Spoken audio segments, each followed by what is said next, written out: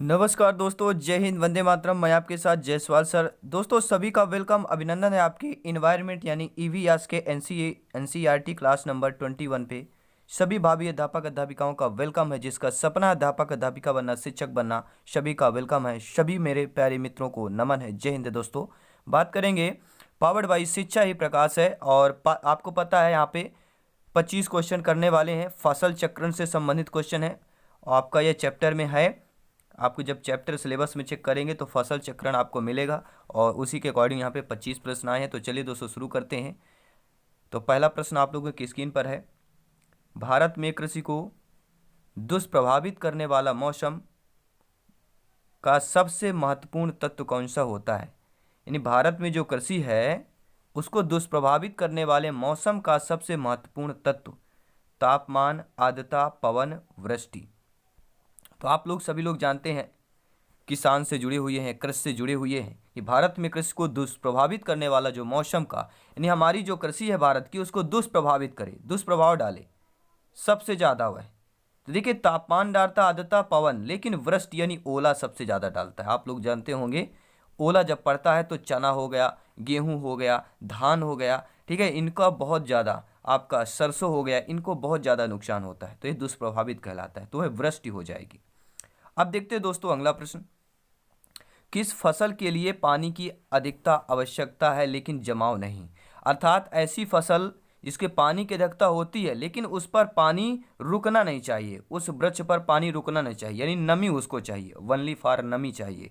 ठीक है, क्या वह धान है, जूट है, चाय है, मूंगफली है? तो धान सभी लोग जानते हैं, धान में तो पानी क्या है, जमाव चाहिए।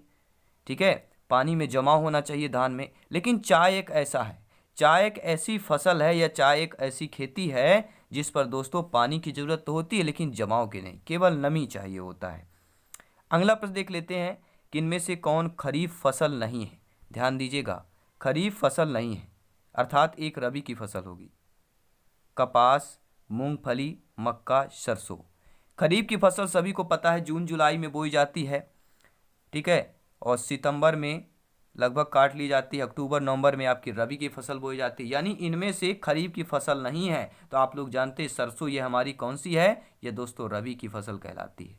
सरसों हो गया, चना हो गया, गेहूं हो गया, ये सारी हमारे रबी की फसलें हैं। और कपास, मूंगफली, मक्का, ये सारी हमारी खरीफ की फसलें कहलाती हैं। अब देखते हैं दोस्तों अगला प्रश्न, नकदी फसल के बारे में जान लेते हैं। गन्ना, कपास, जूट, गेहूं, इनमें से नकदी फसल कौन सा है? यह जानना बहुत ही जरूरी है, बेसिक चीज़ें हैं, फसल चक्रण का चैप्टर है। आई होप दोस्तों आप लोगों ने वीडियो को लाइक अवश्य कर लिया होगा अभी तक। तो नकदी फसल में सम्मिलित नहीं है, निगेटिव प्रश्न है, ध्यान दीजिएगा। तो नकदी फसल में क्या सम्मिलित नहीं है? देखिए, गन्ना, कपास, जूट सम्मिलित है, लेकिन गेहूं आपके नकदी फसल में नहीं आता। गेहूं कौन सी फसल में आता है? तो गेहूं ये हमारी रबी के फसल में आती है। अगला प्रश्न है दोस्तों, निम्नलिखित में से कौन सी भारत में रबी की फसल नहीं है? तो आप लोग जानते हैं गेहूं हो गया, रबी की फसल होती है, जौ भी है, आपका रेपसीड है, लेकिन जूट, जूट आपके रबी की फसल में नहीं आएगा। जूट अभी किस में पड़े थे? नकदी फसल में। ठीक है, तो रबी की फसल में जूट आपका नहीं आता है। और बात करेंगे श्वेत क्रांति का संबंध किससे है? गेहूं उत्पादन, दुग्ध उत्पादन, बाढ़ नियंत्रण, मत्स्य उत्पादन। तो सभी लोग जानते हैं श्वेत क्रांति की जब भी बात की जाती है तो दुग्ध की बात आ जाती है, दूध की बात आ जाती है, मिल्क की बात आ जाती है। तो श्वेत क्रांति का संबंध सभी लोग जानते हैं दुग्ध उत्पादन से है। ठीक है, और हरित क्रांति का संबंध आपके किससे है? सभी लोग नीचे कमेंट बॉक्स में कमेंट करेंगे। अब देखते हैं दोस्तों अगला प्रश्न, प्यारा सा, ध्यान पूर्वक देखिएगा कि भारत में श्वेत क्रांति के जनक माने जाते हैं doctor V Kurien, Shri S Rao, Shri S S Rao, Shri S K Bhardwaj, Shri Morarji Desai. तो श्वेत क्रांति के जनक पूछे जा रहे हैं। श्वेत क्रांति के जनक आपके डॉक्टर कौन है दोस्तों? डॉक्टर वर्गीज, वर्गीज कुरियन माने जाते हैं। जी हाँ, पहला ऑप्शन डॉक्टर वी कुरियन, यानी कि ठीक है, वर्गीज। तो श्वेत क्रांति के जनक डॉक्टर वर्गीज कुरियन माने जाते हैं।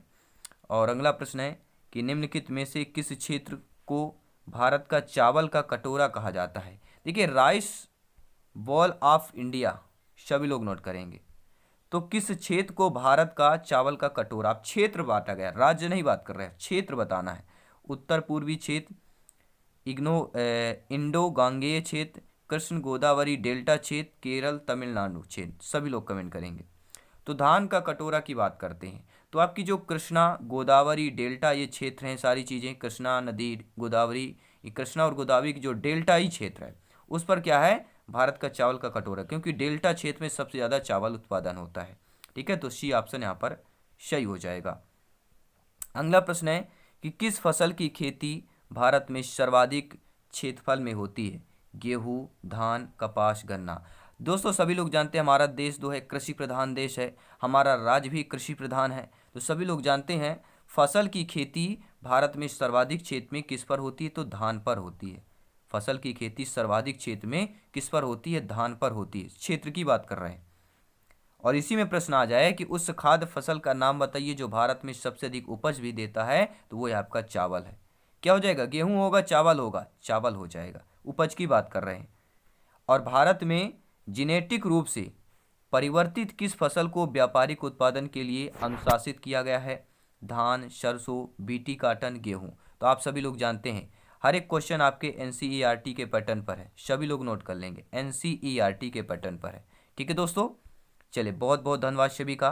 तो भारत में जेनेटिक रूप से परिवर्तित किस फसल को व्यापारिक उत्पादन के लिए अनुशासित किया गया है? तो वह आपका बीटी काटन की बात करेंगे। अब देखते हैं दोस्तों अगला प्रश्न। भारतीय सब्जी शोध संस्थान स्थित है वाराणसी में, लखनऊ में, मैसूर में, बेंगलोर में। सभी लोग कमेंट करेंगे नीचे कमेंट बॉक्स में, और अंत में बताना भी है 25 में से आप लोगों का स्कोर कितना है। तो भारतीय सब्जी शोध संस्थान कहाँ पर है दोस्तों? तो यह दोस्तों वाराणसी पर है। पहला ऑप्शन सही हो जाएगा। अगला प्यारा सा प्रश्न है सिलेक्शन यानी कि सिलेक्शन वाला प्रश्न है, संभावित प्रश्न है, देख सकते हैं आप लोग। हरित क्रांति का अर्थ है कृषक क्रांति, सामाजिक वानिकी, वृक्षारोपण, कृषि के आधुनिक विधियों का उपयोग कर प्रति एकड़ फसल की उपज बढ़ाना। तो हरित क्रांति का अर्थ क्या होता है? हरित क्रांति का अर्थ होता है कि कृषि के आधुनिक विधियों का उपयोग कर प्रति एकड़ फसल की उपज बढ़ाना। ठीक है दोस्तों, आपका डी ऑप्शन सही हो जाएगा। भारत में हरित क्रांति का जनक किसे माना जाता है? आपके नॉर्मन ऑर्नेस्ट बोरलॉग को, डॉक्टर एम.एस. स्वामीनाथन को, जे.एस. थॉमसन को, या इनमें से कोई नहीं। तो हरित क्रांति के जनक, ठीक है, श्वेत क्रांति की आपने ऊपर देखा क्वेश्चन में, और हरित क्रांति के जनक जो ज़्यादातर आपके टीटी एग्जाम में पूछे जाते हैं। तो हरित क्रांति के जनक क्या हो जाएगा? Doctor MS. स्वामीनाथन हो जाएगा, बी ऑप्शन सही हो जाएगा। और डॉक्टर एम.एस. स्वामीनाथन पौधों के जेनेटिक वैज्ञानिक हैं, ये भी जान लीजिए। पौधे के कैसे वैज्ञानिक हैं? आपके जेनेटिक वैज्ञानिक हैं, और इन्हें भारत की हरित क्रांति का जनक कहा जाता है। अगला प्रश्न है कि भारत में सबसे अधिक दाल का उत्पादन कौन सा राज्य करता है? बिहार, राजस्थान, मध्य प्रदेश, या आपका महाराष्ट्र। तो दलहन उत्पादन में जब भी बात करें, दलहन उत्पादन में जब भी बात करते हैं तो भारत का दिल कहे जाने वाला जो राज्य है हमारा प्यारा मध्य प्रदेश दोस्तों, अधिक दाल उत्पादन में भारत में नंबर 1 यहाँ पे है। कौन सा राज्य है? वह आपका मध्य प्रदेश है। मध्य प्रदेश में भारत का सबसे बड़ा दलहन उत्पादक राज्य है, और इसके बाद आपका दूसरे नंबर पे उत्तर प्रदेश, तीसरे नंबर पे महाराष्ट्र, और चौथे नंबर पर राजस्थान आता है। अगला प्रश्न दिया गया कि जूट उत्पादन में सबसे प्रमुख प्रदेश कौन सा है? पश्चिम बंगाल, तमिलनाडु, केरल, ओडिशा। तो जब भी जूट की बात की जाए, जूट उत्पादन में सबसे प्रमुख स्थान आपके पश्चिम बंगाल का है दोस्तों। हम पीबी की बात करेंगे, पीबी लेड की बात नहीं कर रहे हैं, हम पीबी यानी पश्चिम बंगाल की बात कर रहे हैं। तो पहला ऑप्शन आप लोगों का सही हो जाएगा। अब देखते हैं दोस्तों अगला प्रश्न। भारत में सर्वोत्तम चाय कहाँ पैदा होती है?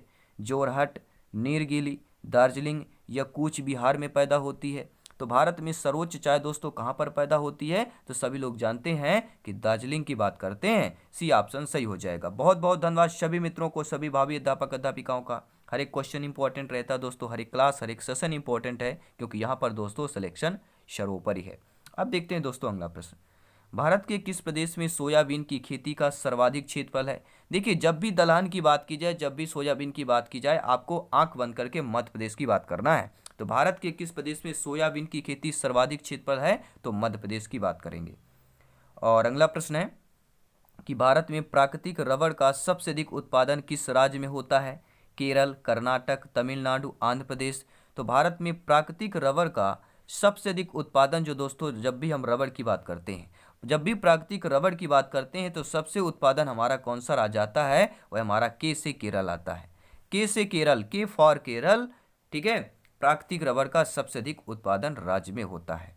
भारत दोस्तों केरल राज्य में रबर का सबसे अधिक उत्पादन होता है। इसके प्रमुख उत्पादक राज्य जान लें। पहला स्थान केरल का है, दूसरा तमिलनाडु, तीसरा कर्नाटक का है। प्रश्न भी आ सकता है कि भारत के जो रबर उत्पादन के राज्य हैं, केरल दे दिया गया, तमिलनाडु कर्नाटक दे दिया गया, ठीक है, या और भी ऑप्शन दिए गए, तमिलनाडु कर्नाटक मध्य प्रदेश, तमिलनाडु राजस्थान उत्तर प्रदेश, ऐसे ऑप्शन दे दिए गए थे जिसमें आपके केरल तमिलनाडु कर्नाटक ये तीनों हैं। और इसके अतिरिक्त आपका अंडमान निकोबार द्वीप समूह भी कुछ वहाँ से रबर पैदा किया जाता है। और जब बात करें 2007-8 में तो देश में कुल 9 लाख टन रबर का उत्पादन हुआ था 2007-8, यानी कि 2007 से 8 तक में कितना, कुल 9 लाख टन रबर का उत्पादन किया गया था।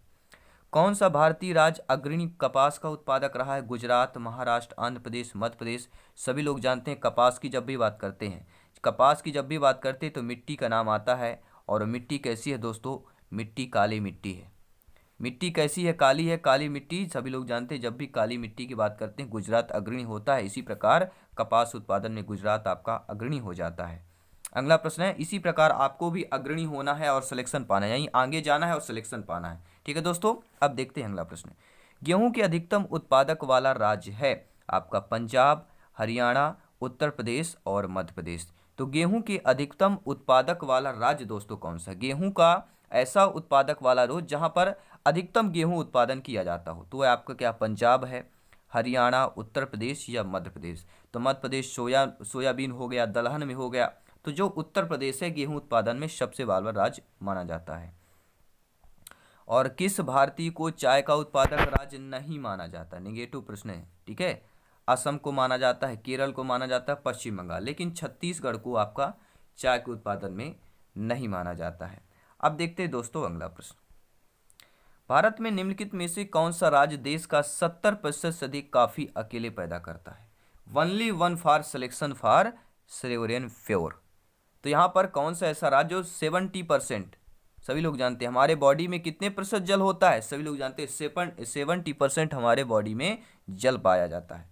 उसी प्रकार ऐसा राज्य में 70% से अधिक कॉफी अकेले जो पैदा करता हो वह तमिलनाडु, केरल, महाराष्ट्र, कर्नाटक। तो यहाँ पर कर्नाटक की बात करेंगे, कर्नाटक की बात करेंगे, जी हाँ दोस्तों। और आपके जो कॉफी उत्पादन के जो राज्य हैं कर्नाटक है, केरल, तमिलनाडु। पहला स्थान कर्नाटक का है, दूसरा केरल का है और तीसरा स्थान तमिलनाडु का। किसका? कॉफी उत्पादन में। तो कर्नाटक आपका अग्रणी है जहां पर 70% कॉफी का उत्पादन किया जाता है। अगला प्रश्न है, निम्नांकित में कौन जो है खरीफ की फसल नहीं है? तो खरीफ की फसल कौन नहीं है? चावल, गेहूं, गन्ना, कपास। सभी लोग कमेंट करेंगे। चावल, गेहूं ये दोनों आ गए। तो खरीफ की फसल सभी लोग जानते हैं। खरीफ की फसल क्या जानते हैं? सभी लोग जानते हैं जहां पर गेहूं होता है, अभी सीजन चल रहा है, रबी की फसल का चल रहा है, ठीक है। गन्ना का आपके कट गए हैं। और कपास की बात करते हैं तो सभी लोग जानते हैं कि जो खरीफ की फसल नहीं है तो सभी लोग जानते हैं गेहूं जो है यह हमारी रबी की फसल है, खरीफ की नहीं है। बाकी चावल, गन्ना, कपास ये तीनों खरीफ की फसलें हैं, लेकिन गेहूं हमारी रबी की फसल कहलाती है। और ये था आपका मॉक क्वेश्चन। आइए देखते हैं आज का मॉक क्वेश्चन क्या है। गुजरात के विषय में निम्न में कौन सा कथन सही नहीं है? यह भी नेगेटिव प्रश्न है आज, कि यह तंबाकू का सबसे बड़ा उत्पादक है, मूंगफली का सबसे बड़ा उत्पादक है, नमक का सबसे बड़ा उत्पादक है, या कपास का सबसे बड़ा उत्पादक है। तो कपास तो सभी लोग जानते हैं गुजरात होगा, लेकिन कौन सा नेगेटिव प्रश्न है आपको नीचे कमेंट बॉक्स में बताना है। देखते हैं किनका किनका कमेंट आता है, कितना आपका नॉलेज है, ठीक है, आपका लेवल क्या है वो जरूर चेक होगा। और कमेंट करते रहें, हमेशा हंसते रहे, मुस्कुराते रहे और तैयारी जारी रखें, क्योंकि दोस्तों यहाँ पर सिलेक्शन सर्वोपरि है। जल्दी मिलते हैं नेक्स्ट क्लास पर। धन्यवाद सभी का।